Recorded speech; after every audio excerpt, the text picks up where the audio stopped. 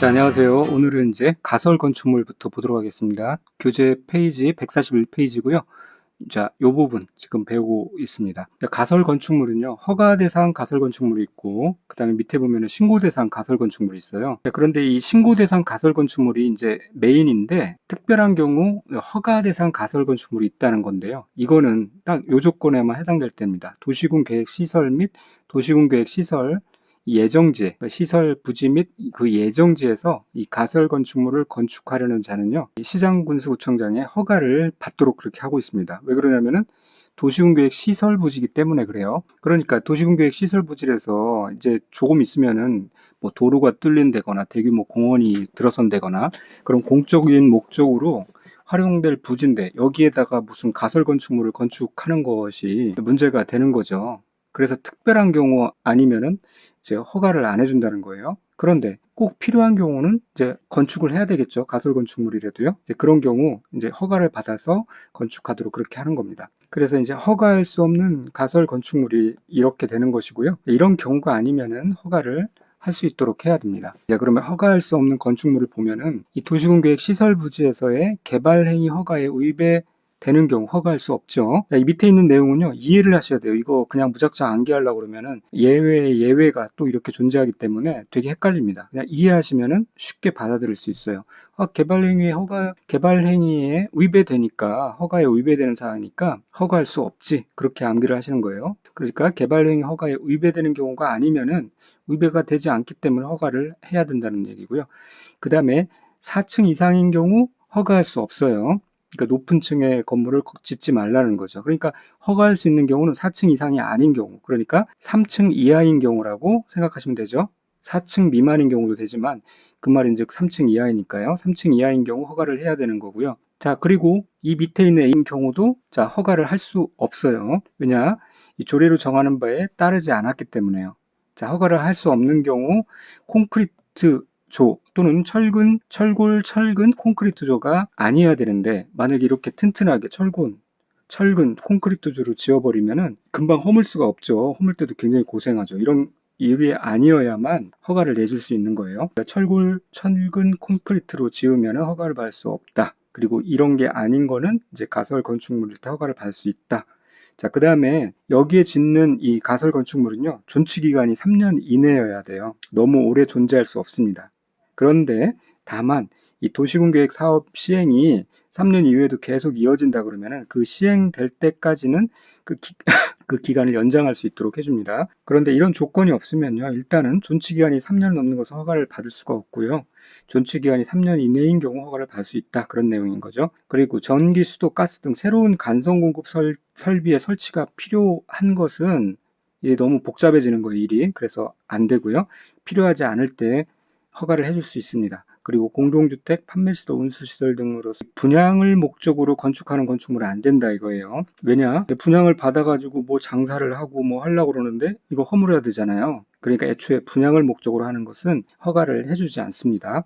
자, 그 다음에 이제 신고 대상 가설 건축물 보면요. 이 위에 이제 허가 대상 가설 건축물 외에 재복구나 흥행, 전람회, 공사용 가설 건축물 등의 이 다음에 해당되는 가설 건축물을 축조하는 자는 시군구청장에게 신고한 후 착공해야 됩니다. 자, 신고한 후 착공해야 되는데 이제 신고한 후 착공할 수 있는 가설 건축물이 뭐냐면은 공사에 필요한 규모의 공사용 가설 건축물 및 공작물, 전시를 위한 견본주택이나 그 밖에 이와 비슷한 것, 그 다음에 조립식 구조로 경비용으로 쓰는 가설 건축물로서 연면적이 10제곱미터 이하인 것, 그 다음에 컨테이너 또는 이와 비슷한 곳으로서 가설 건축물로서 임시 사무실, 임시 창고 또는 임시 숙소로 사용되는 것. 그런데 이것이 건물의 옥상에 이렇게 들어가 있으면 안 된다. 건물 옥상은 이제 바람에 날릴 수가 있기 때문에 이제 안 되고요. 그 다음에 도시지역 중 주거지역, 상업지역 또는 공업지역에 설치하는 농업, 어업용 비닐하우스 연면적이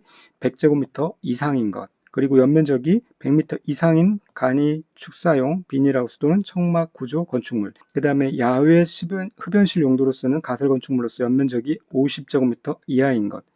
자, 여기서 5번, 6번 설명을 좀 드릴게요. 도시지역 중이에요. 도시지역 중에서도 주상공 지역에서 이 농업, 어업용 비닐하우스 연면적이 100제곱미터 이상인 것은 신고하고 착공하라는 얘기고요. 자, 그러니까 이 도시 지역 중에서도 녹지 지역이거나 아니면은 도시 지역 외의 지역, 관리 지역, 농림 지역, 자연환경 보전 지역에 설치하는 이런 농업 어업용 비닐하우스는요, 넓어도 그 100제곱미터 이상이 되어도 신고 없이 설치가 가능하다는 얘기예요. 이 말인즉 이 주상공 지역은 사실 이제 농업하고는 별로 관련이 없잖아요. 그럼에도 설치하려고 할 때는 규제 대상, 그러니까 신고 대상이 된다라는 것이고, 밑에 이 조건, 6번 조건은 이 지역에 대한 특별한 언급이 없죠. 그러니까 어떤 곳이든 100제곱미터 이상인 이런 간이 축사용 비닐하우스 또는 천막 구조물을 설치할 때는 신고를 하라는 거고요. 그 아래인 경우는 이 신고 절차가 또 필요가 없다는 얘기입니다. 자, 그리고 야외 흡연실이 이제 50제곱미터 이하일 때 신고하고 착공하면 되고요. 이 50제곱미터 이하이라는 거는 우리가 이제 작은 규모의 편의점 크기 정도 생각하시면 돼요.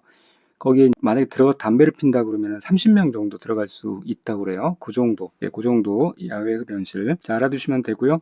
신고해야 하는 가설 건축물의 존치 기간도 역시 3년입니다. 허가도 3년이었고요. 예, 허가 대상, 신고 대상 모두 3년 이내입니다. 자, 그런데 여기다가 하나 만약에 없으면 추가해 주세요. 공사용 가설 건축물은요.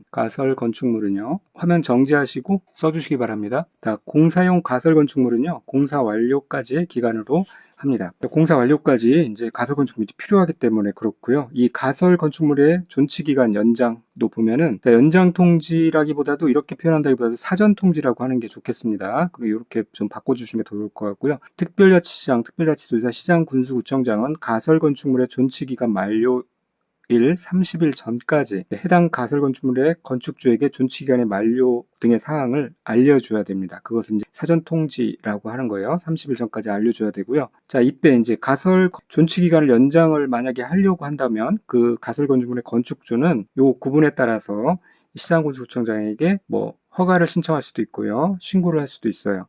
그러니까 허가 대상 가설 건축물인 경우는 허가 신청해야 되겠고, 신고 대상 가설 건축물인 경우는 신고를 하면 되겠죠. 자, 그런데 허가 대상인 경우 좀 이제 복잡하잖아요. 그래서 14일 전까지 허가 신청을 하라는 얘기고요. 신고 대상인 경우는 7일 전까지 신고를 하라라는 거고요. 자, 이렇게 하면은 추가로 만약에 적용이 안 돼 있으면 이것도 같이 좀 써주시기 바랍니다. 이 허가 대상 가설 건축물은 도시군 계획 사업이 진행되는 곳에서 허가 대상 가설 건축물이 존재했죠. 그러니까 이 도시군 계획 사업이 실제로 이제 시행될 때까지 연장이 가능해요. 최종 연장 기한이요. 될 때까지. 그리고 신고 대상 가설 건축물은요. 이 연장 기간이 어떻게 되냐면은 3년의 범위에서 조례로 정하는 횟수만큼 이렇게 표현되어 있습니다. 조례로 정하는 횟수만큼. 자, 이거 적용을 해주시고요. 자, 그 다음에 이제 건축물의 건축에 대해서 살펴보겠는데요. 이게 이제 사실 내용이 제대로 다 하려고 그러면 굉장히 많지만 우리 시험에서는 비중 있게 다루는 부분이 아니기 때문에 나왔던 지문들 위주로 해서 간단하게 살펴보도록 하겠습니다. 공인중개사 업무를 하는데 뭐 설계 부분, 뭐 감리가 어떻고 저렇고 이런 것에 대해서는 사실 잘 많이 알 필요가 없죠. 직접적으로 관련이 없다 보니까 문제에서 다루는 경우가 이제 극히 드뭅니다. 다만 이제 나왔던 지문들이 있어서 살펴보도록 하겠는데요. 건축물의 설계는요. 어떤 건축물의 설계를 받아야 되느냐면은 건축 허가를 받는 상황, 그 다음에 건축 신고를 하여야 하는 그러한 상황, 그 다음에 주택법에 따른 리모델링을 하는 그런 건축물, 이런 경우 이제 건축사를 통해서 설계를 해야 됩니다. 그래서 이 표현을 설계는 이런 건축 등을 위한 설계는 건축사가 아니면 할 수 없다라고 그렇게 표현한 겁니다. 그러니까 건축사를 통해서 이런 건물들은 설계를 해야 된다라는 건데, 그래서 이 건축사의 설계 대상이 되는 건축물이 건축 허가를 하는 건축물, 건축 신고를 하는 건축물, 리모델링하는 건축물, 그렇습니다. 그래서 여기서 허신될 그렇게 암기를 해주시기 바랍니다. 설계 허신될. 자, 그렇고요. 그 다음에 공사 감리는요. 연면적 합계가 5,000제곱미터 이상인 건축공사의 공사 감리자는 필요하다고 인정하면은요. 공사 시공자에게 상세 시공도면 작성을 요청할 수 있습니다. 자, 공사 감리자가 공사 시공자에게 상세 시공도면 작성을 요청하는 거고요. 이렇게 할 수 있는 이 건축공사의 규모가 연면적의 합계가 5,000제곱미터 이상일 때 그렇게 할 수 있다. 그 정도 알아두시면 되겠고요.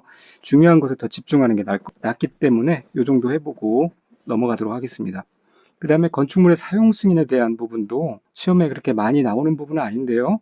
필요한 부분만 딱 알아보도록 하겠습니다. 건축주가 건축 허가, 신고, 그 다음에 허가 대상 가설 건축물의 건축 공사를 완료한 후에 이제 만약에 그 건축물을 사용하려면은 자, 공사 감리자가 작성한 감리 완료 보고서와 공사 완료 도서 등 국토교통부로 정하는 서류를 첨부해서 허가권자에게 사용 승인을 신청해야 된다. 그래서 여기서도 이제 사용 승인을 신청해야 되는 대상이 어떻게 되느냐 하면은 이 허, 신, 가가 나눈 겁니다. 그런데 가설 건축물인 경우는 허가 대상일 때 그때 사용 승인을 신청해야 됩니다. 신고 대상 가설 건축물은 사용 승인 신청하는 거 아닙니다. 그냥 신고하고 짓는 겁니다. 자, 그래서 보면은 여기서 사용 승인 대상이 되는 게 이제 허, 신, 가가 되는 거고요. 사용 승인 전에 우리가 착공 신고도 하죠. 이게 이제 한 짝으로 되어 있어서 이 착공 신고 대상도 허, 신, 가가 되는 겁니다. 자, 그리고 좀 전에 살펴본 건축사 설계 대상은 설계, 허, 신, 대리 되는 거고요. 그다음에 감리자 지정 대상은요. 이 감리를 하려면 허리가 아파요. 허리. 그래서 건축 허가와 리모델링 할 때 이제 감리자 지정 대상이 되는 거고요. 이 사전 결정은 건축 허가와 짝을 이룬다고 그랬죠. 건축 신고는 사전 결정 대상이 아닙니다. 그래서 요거 이제 우리가 전체 건축법을 관통해서 좀 살펴봐야 되는 내용들이니까 순환 반복하실 때 다시 한번 체크를 해주시기 바랍니다. 그리고 이렇게 이제 사용 승인을 신청하면은요, 이 허가권자는 사용 승인 신청을 받은 날로부터 7일 이내에 자 이렇게 허가 도서대로 실제로 시공이 잘 되었는지 여부에 대한 검사를 실시하고 그 사용 승인서를 내줘야 돼요. 문제가 없으면은. 자, 그런데 이런 조항도 있습니다. 조례가 정한 건축물 같은 경우는 검사를 실시하지 않고 사용 승인을 내줄 수도 있어요. 그런데 중요한 거는 뭐 내줄 수 있는 게 문제가 아니라 국토교통부가 정하는 숙박시설 이런 것들은 그렇게 해줄 수 없다. 반드시 자 검사를 실시하고요. 그리고 검사에 합격된 건축물에 대해서 이제 사용 승인을 내줘야 됩니다. 이 숙박시설에 대해서는 이렇게 엄격하게 감시를 하는 거죠. 그리고 이렇게 사용 승인을 받으면은요, 이제 사용을 할 수가 있는데, 원칙적으로는 사용 승인을 받은 후가 아니면은요, 건축물을 사용하거나 사용하게 할 수 없어요. 그런데 이 사용 승인을 받기 전에도 건축물을 사용할 수 있는 경우가 있는데, 그러한 이유가 있기 때문에 그렇습니다. 예를 들어서 첫 번째, 허가권자가 7일 이내에 사용 승인서를 교부하지 않았어요.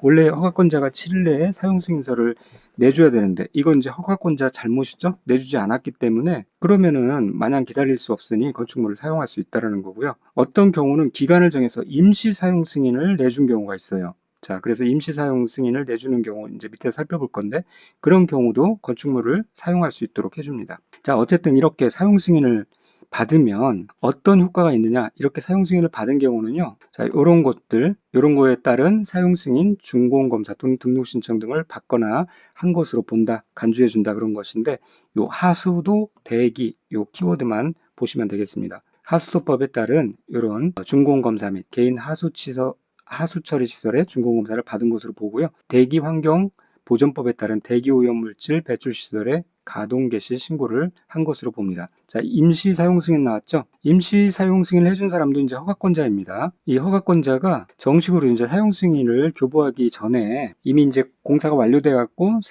임시로 사용해도 문제가 없다라고 생각하는 이런 상황이 되면은 공사가 그 완료된 부분에 대해서 임시 사용 승인을 내줄 수가 있다는 건데요. 자, 어떤 경우에 이제 임시 사용 승인을 내주냐? 이런 이제 조건부 임시 사용 승인을 내주는 건데요. 허가권자가 임시 사용 승인 신청서를 접수한 경우에 이 공사가 완료된 부분이 건폐율, 용적률, 설비, 피난 방화 등 기준에 적합한 경우에만 임시 사용 승인을 할 수 있고요. 또 어떤 경우가 있냐면은 식수 등 조경에 필요한 조치를 하기에 부적합한 시기, 그러니까 겨울에 건축 공사가 완료됐어요. 자, 그리고 이제 공지에, 대지에 조경 같은 걸 해야 되는데 땅이 얼어 있다는 거죠. 그래서 아무리 삽으로 파도 땅이 파지지가 않아요.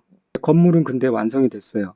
땅 팔려고 땅 팔 수 있는 시기까지 마냥 기다리고 있을 수 없으니 그러면은 조건을 붙여갖고 다음에 이제 3, 4월에 땅이 녹을 때 그때 식수 등 조경에 필요한 조치를 할 그것을 조건으로 붙여서 이제 건물에 대한 임시 사용 승인을 내줄 수 있다라는 거예요. 자, 그러면은 건물은 사용하고 나중에 땅이 녹으면은 그때 가서 조경을 한 후에 그때 가서 사용 승인을 정식으로 받을 수 있는 거죠. 자, 그런데 이렇게 임시 사용 승인을 내줄 수 있는 기간은 2년 이내로 합니다. 마냥 긴 시간을 주지 않는 거예요. 겨울에 땅이 얼어서 못했다고 그러면은 최소한 3, 4개월 후에 5, 6개월 후에는 이제 땅을 파고 조경을 할 수가 있게 되는 거잖아요. 그러니까 2년이라는 시간을 주는 것은 굉장히 많이 주는 겁니다. 다만 허가권자는 대형 건축물 또는 안방공사 등으로 인해서 공사기간이 긴 건축물에 대해서는 그 기간을 연장할 수 있습니다. 자, 안방공사 시간 많이 걸리죠. 그래서 그 기간을 연장할 수 있다라고 이렇게 딱 나머지 조건은 없어요. 그냥 기간을 연장할 수 있다라고 했어요. 그래서 공사 기간이 예를 들어서 5년이 되면 5년까지, 10년이 되면 10년까지 연장할 수 있다라는 거지. 이런 조항 없습니다. 1회 하나에 1년 연장할 수 있다. 이런 조항 없습니다. 그러니까 횟수나 기간에 대한 제한이 없다라는 부분까지 같이 알아두시면 되겠습니다. 반면에 여기 이제 건축 허가나 건축물의 착공 제한하는 경우 211이었죠. 2년이고요. 1회에 걸쳐서 연장 1년을 할 수 있었습니다. 그것과 이제 비교해서 같이 알아두시기 바랍니다. 그럼 여기까지 문제를 풀어보고 마치도록 하겠습니다. 자, 건축법령상 가설 건축물 축조 신고의 대상이 아닌 것은, 자, 답은 아닌 것은 이제 이 3번인데요. 조립식 구조로 된 주거용으로 쓰는 가설 건축물로서 연면적이 20제곱미터인 거, 이런 조건은 없었죠. 주거용은요, 축조 신고 대상이 없고요. 그 다음에 여기 보면은 이제 조립식 구조로 된 경비용으로 쓰는 가설 건축물 같은 경우는 연면적이 10제곱미터 이하인 것, 신고 착공할 수 있는 조건이 있었습니다. 자, 그리고 나머지 전시를 위한 견본주택, 그 다음에 도시지역 중 주거지역에 설치하는 농업용 비닐하우스 연면적이 100제곱미터 이상이니까 100제곱미터인 것도 포함하는 거죠. 100제곱미터 이상인, 여기 도시지역 중 주거지역에 설치하는, 자, 어업용 비닐하우스 연면적이 100제곱미터 이상인 것이니까 100제곱미터도 포함됩니다. 그 다음에 야외 흡연실 용도로 쓰는 가설 건축물로서 연면적이 50제곱미터 이하인 것이니까 50제곱미터인 거 포함되고요. 그리고 2017년 10월 28일현재 공장의 옥상에 축조하는 컨테이너로 된 가설 건축물로서 임시 사무실로 사용되는 것. 자, 이거는요, 굉장히 지엽적이고 또 어려운 변별력을 위한 지문인데요. 여기 밑에 내용 잘 나와 있습니다. 원래 건축물의 옥상에 축조하는 이런 임시 사무실이나 임시 창고, 임시 숙소 같은 거 안 되는데, 자, 이런 지문이 나왔기 때문에 이제 같이 연결해서 살펴보면요. 이 컨테이너와 이와 비슷한 것으로서 된 가설 건축물인데, 이 컨테이너라고 해서 다 신고 대상이 되는 것이 아니라요. 임시 사무실일 때, 임시 창고 목적으로 쓸 때, 임시 숙소 목적으로 쓸 때, 이 세 가지 용도로 쓸 때만 신고 대상 가설 건축물이 되는 거예요. 그러니까 무슨 뭐 영업용 점포, 상가로 쓰는 거나 뭐 전시실로 쓴다, 이런 것들은, 그리고 이제 주거용으로 쓴다, 이런 것들은 신고 대상 가설 건축물이 아닙니다. 이거는 뭐 그 용도에 따라서 별도로 검토를 해야 되는 거예요. 자, 그리고요, 이 옥상 축조 제외, 이 쪽도 살펴봐야 되는데, 이 좀 전에 살펴봤던 이런 용도의 가설 건축물, 컨테이너 형태의 가설 건축물은요, 이 대지에, 지상에 설치해야 되는 때에 가설 건축물이 되는 것이지, 신고 대상 가설 건축물이 되는 것이지, 옥상에 설치하는 것은 신고 대상 가설 건축물이 될 수가 없어요. 자, 그런데 여기 이제 요 지문은 어떻게 나왔냐면은요, 한때 일시적으로 이 공장의 옥상에 축조되는 컨테이너로 된 가설 건축물로서 임시 사무실로 사용되는 것도 포함시키던 적이 있었어요. 근데 이거 지금은 상관없고 다시 또 문제로 나올 수 없기 때문에 요 밑에 그냥 참고만 하시면 되겠습니다. 이런 것이 있었다. 그래서 이거는 이제 무시하세요. 자, 그 다음에 건축법령상 신고대상 가설 건축물인 전시를 위한 견본주택, 축조하는 경우 견본주택의 존치기간은 해당 주택의 분양 완료일까지다. 자, 분양 완료일까지 아니라요, 이 3년이라고 딱 못 박혀 있습니다. 이 3년입니다. 다만 이 전시를 위한 견본주택이 아니라요, 이 전시를 위한 견본주택이 아니라 공사에 필요한 규모의 공사용 가설 건축물인 경우에는 그 공사가 완료될 때까지 기간으로 그렇게 할 수 있다라는 겁니다. 그 부분 알아두시면 되겠고요. 그래서 틀린 내용입니다. 자, 여기까지 살펴봤고요. 오늘 고생 많으셨습니다. 다음 시간에 또 뵙도록 하겠습니다. 감사합니다.